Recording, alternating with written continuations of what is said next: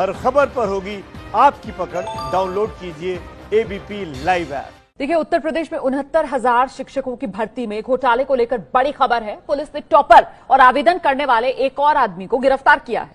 दरअसल जिस टॉपर को गिरफ्तार किया गया उसको 150 में से 146 नंबर मिले थे। पुलिस 50 से ज्यादा ऐसे लोगों की जांच कर रही है जो परीक्षा में सफल हुए। आरोप है कि 8 से 10 लाख रुपए लेकर लोग परीक्षा में पास कराए गए। पेपर लीक कराने के मामले में यूपी के कैबिनेट मंत्री के पूर्व प्रतिनिधि रहे बीजेपी नेता का रोल सामने आ रहा है। हैरानी की बात यह है कि जिस बीजेपी नेता पर आरोप है वो एक और परीक्षा के पेपर लीक कराने के आरोप में जेल में रह चुका है। पिछले हफ्ते ही जमानत पर छूटा है और अब एक बार फिर से वही बीजेपी नेता आरोपों के घेरे में है। तो परीक्षा का टॉपर भी फिलहाल गिरफ्तार कर लिया गया है। 150 में से 146 अंक आए थे इस टॉपर के। आरोप यह कि 8 से 10 लाख रुपए लेकर कैंडिडेट्स को पास कराया गया। सीधे रुख करते हैं, मेरे साथ मेरे सहयोगी रणवीर इस समय मौजूद हैं। जरा जानते हैं रणवीर से किस तरीके से ये गुत्थी जो है वो अब उलझती हुई, कुछ सुलझती हुई, पेचीदा होती हुई नजर आ रही है। रणवीर, देखिए, 69,000 शिक्षकों की जो भर्ती का मामला है लगातार फंसता जा रहा है। एक तरफ कोर्ट कचहरी में काफी लंबा वक्त बीत गया तो अब इस मामले में घोटाले सामने आ रहे हैं। कुल 11 लोगों की अब तक गिरफ्तारी हुई है। पिछले हफ्ते जब इस मामले की जांच शुरू हुई तो इलाहाबाद में एक गिरोह का खुलासा हुआ जिसके 9 लोग और 2 अभ्यर्थी यानी कि कुल 11 लोगों की गिरफ्तारी हुई है। और इलाहाबाद प्रयागराज पुलिस जो है, प्रयागराज पुलिस का ये मानना है कि ये न सिर्फ प्रयागराज बल्कि पूरे प्रदेश का मामला है। इसलिए प्रयागराज पुलिस की तरफ से सिफारिश की गई है कि सरकार इस मामले में किसी बड़ी एजेंसी से जांच कराए।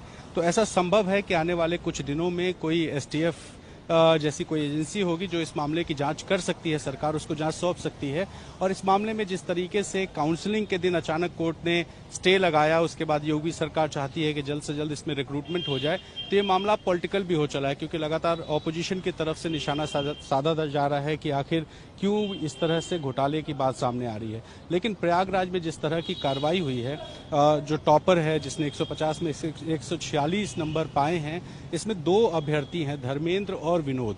इन 2 लोगों की गिरफ्तारी हुई है। लेकिन ये इतना छोटा मामला नहीं है कि 2 या 50 लोगों में निपट जाए। 69,000 लोगों में अगर हम बात करेंगे तो ये शायद हजारों की संख्या में ऐसे लोग होंगे। और इन सब पे आरोप है कि ये 8 से 10 लाख रुपए गिरोह को ये लोग ने दे करके आंसर सीट इन लोगों ने निकलवाई है प्रयागराज से, और आंसर सीट के वजह से ये लोग पास हो पाए हैं।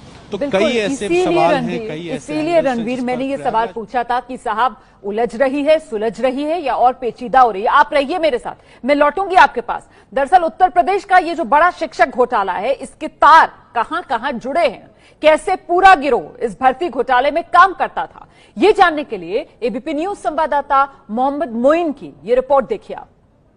उत्तर प्रदेश के प्राइमरी स्कूलों में सहायक अध्यापकों के 69,000 पदों पर होने वाली भर्ती प्रक्रिया में सेंधमारी करने वाले गिरोह पर कानूनी शिकंजा लगातार कसता जा रहा है। गिरोह के कई सदस्यों को गिरफ्तार कर जेल भेजे जाने के बाद पुलिस अब उन अभ्यर्थियों की तलाश में जुट गई है जिन्होंने पैसे देकर इस परीक्षा को पास किया था। पुलिस अब तक 2 अभ्यर्थियों को गिरफ्तार कर चुकी है, उन्हें जेल भेज चुकी है।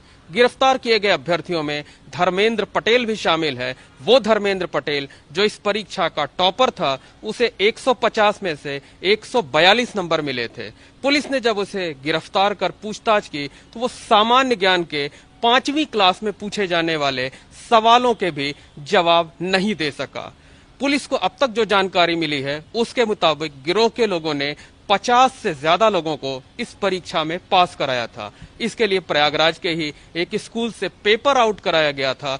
जिस स्कूल से पेपर आउट कराया गया था वो medical officer doctor KL Patel का है। इसमें यूपी के एक कैबिनेट मंत्री के प्रतिनिधि रहे भाजपा नेता की भी बहुत अहम भूमिका रही है। ये भाजपा नेता कुछ दिन पहले ही जेल से रिहा हुआ है। तो साफ तौर पर कहा जा सकता है कि पुलिस को अब तक जो जानकारी मिली है उसके मुताबिक गिरोह का नेटवर्क उत्तर प्रदेश के कई जिलों तक फैला हुआ था।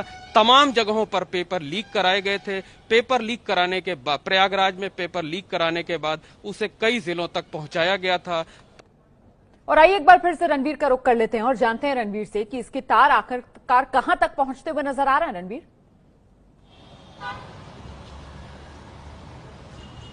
देखिए, प्रयागराज में चूंकि हेडक्वार्टर है, वहां से क्वेश्चन पेपर निकलवा के आंसर शीट तैयार करके जो लोगों ने पैसे दिए हैं, जिन पर आरोप है, उनको आंसर शीट पहुंचाने का मामला है। तो न सिर्फ प्रयागराज बल्कि पूरे उत्तर प्रदेश में, और इससे पहले भी जब भी यूपी में शिक्षकों की भर्तियां हुई हैं, कई कंट्रोवर्सीज हुई हैं, तो एक बार फिर से 69,000 शिक्षकों की जो भर्ती का मामला है वो अटक गया है। इसमें आपको बताऊं कि एक तरफ शिक्षा मित्र जो हैं वो शिक्षा मित्र दावा कर रहे हैं कि 69,000 में 37,000 पद उनके लिए आरक्षित किए जाएं, वो मामला कोर्ट में है।